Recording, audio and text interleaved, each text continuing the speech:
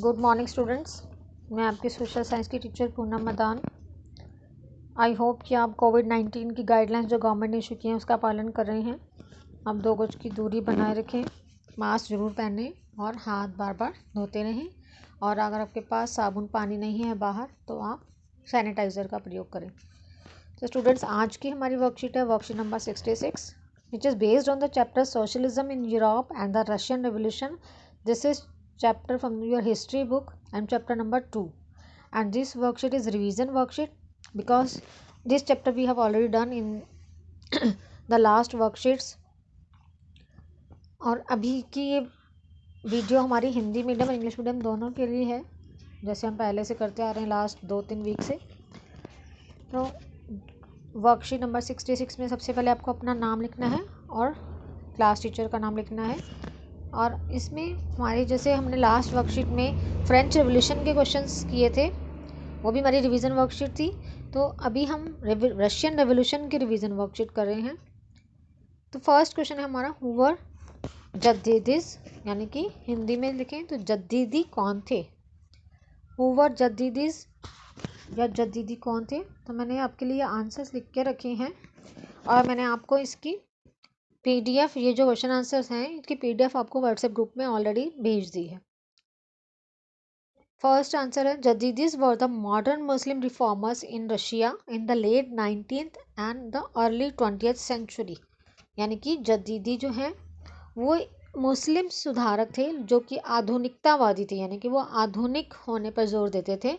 और जो ये रूस के 19वीं सदी के अंत में तथा 20वीं सदी के शुरुआत में ये रूस में सामने आए, यानी कि रूस में ही रहते थे। और 19वीं सदी के एंड में और 20वीं सदी के स्टार्टिंग में हम इन समाज सुधारकों जो कि आधुनिकता पर बल देते थे उन्हें जद्दीदी कहा जाता था। Let's move to the second question. International women day is celebrated on which day. यानी कि अंतर्राष्ट्रीय स्तर पर महिला दिवस किस दिन मनाया जाता है। तो इसका आंसर आप सभी को पता है, 8 मार्च को मनाया जाता है। ये 8th मार्च, देखिए इसका answer 8 March. On 8th March is celebrated every year.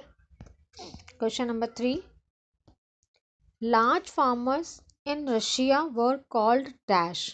आपको एक अप्रोप्रिएट वर्ड यहाँ लिखना है कि जो रशिया में बड़े बड़े फार्मर्स, यानी कि रूस में जो बड़े किसान होते थे उन्हें क्या कहा जाता था, कुछ नाम से।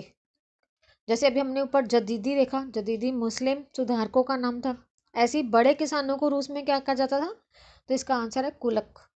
तो बड़े किसानों को कुलक कहा जाता था रशिया में। और इंग्लिश में अगर हम वैसे नॉर्मल वहाँ पे मेल्स, जो मेल थे किसान, उनको क्रिश्चियानिन, और जो फीमेल्स होती थी उनको क्रिस्टियानिका। लेकिन हाँ, ये क्वेश्चन है हमारे को पास कि बड़े किसानों को, तो बड़े किसानों को कहा जाता था कुलक्स। नेक्स्ट क्वेश्चन, रूस में निर्वाचित परामर्शी संसद जिसका गठन 1905 में हुआ था उसका नाम डैश था। The name of the elected consultative parliament in Russia formed in 1905 was dash. तो द आंसर इज ड्यूमा। तो कौन सी संसद बनाई गई थी रूस में, ड्यूमा। फिफ्थ क्वेश्चन, स्टालिन का सामूहिकरण। इसको आपको एक सेंटेंस में एक्सप्लेन करना है कि स्टालिन का सामूहिकीकरण क्या था, या स्टालिन्स कलेक्टिवाइजेशन। कलेक्टिवाइजेशन स्टालिन का एक प्रोग्राम था, इसका एक्सप्लेन करना है आपको। तो स्टालिन नाम है, वो एक सुधारक थे हमारे। Stalin started the collectivization program in Russia.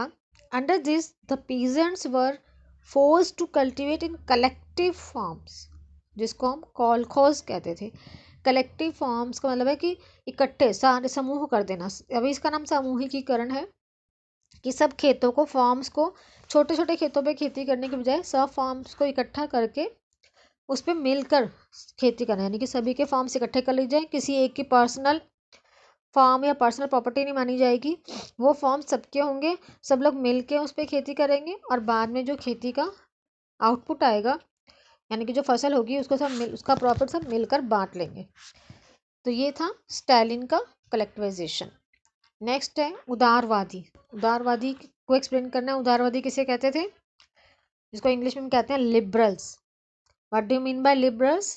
तो इसका आंसर है liberals were the people or the group who supported the rights of the individuals. They opposed to uncontrolled power of the king.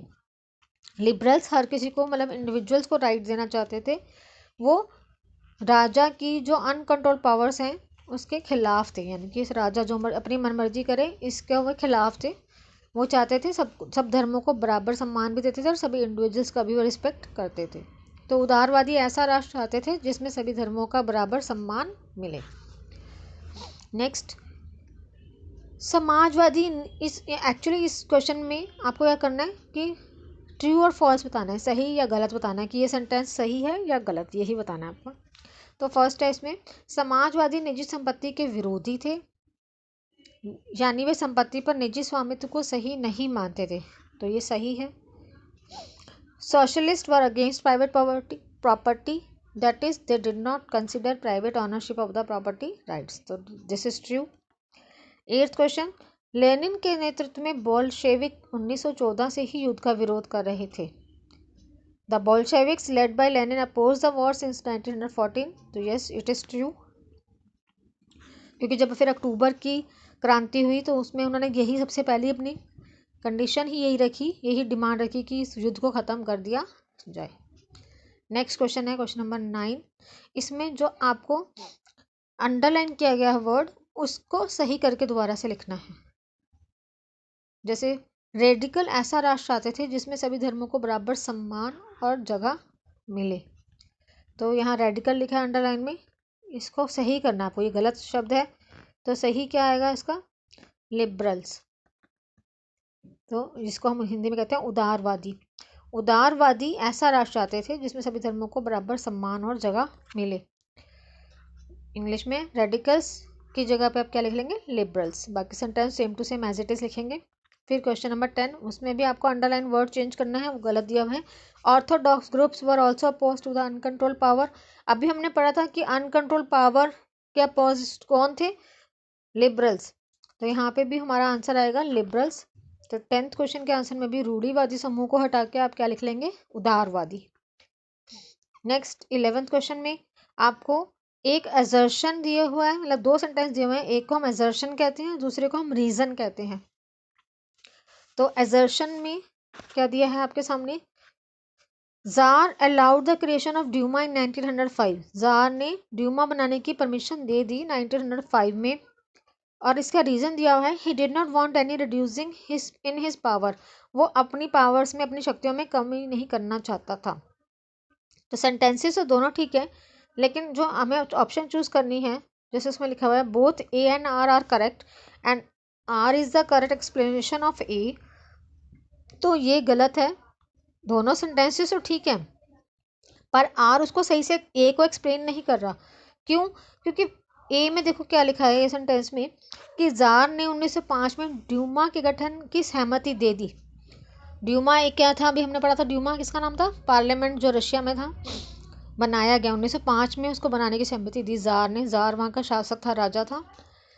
फिर सेकंड आर में लिखा हुआ है कि jar अपनी सत्ता पर किसी प्रकार का अंकुश नहीं चाहता था, यानी कि अब जो फर्स्ट के साथ अगर हम एक्सप्लेन करें कि ए का क्वेश्चन है कि गठन की सहमति दे दी, तो सहमति इसलिए दी कि वो अपनी सत्ता पर अंकुश लगाना चाहता था, नहीं ना, तो अपनी सत्ता पर अंकुश नहीं चाहता था, तो ये उसका सही एक्सप्लेनेशन नहीं है। ए सेंटेंस का सही एक्सप्लेनेशन ये नहीं है। सेंटेंसेस अपने आप में दोनों ठीक है, लेकिन आर जो है वो ए को सही से एक्सप्लेन नहीं कर रहा, तो इसका हमारा बी पॉइंट होगा। बी पॉइंट है both A and R correct but R is not the correct explanation of A. तो स्टूडेंट्स, ये आपकी आज की वर्कशीट कंप्लीट हो गई है।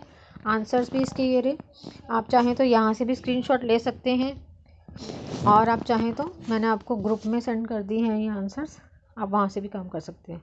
सो stay home, stay safe and good bye.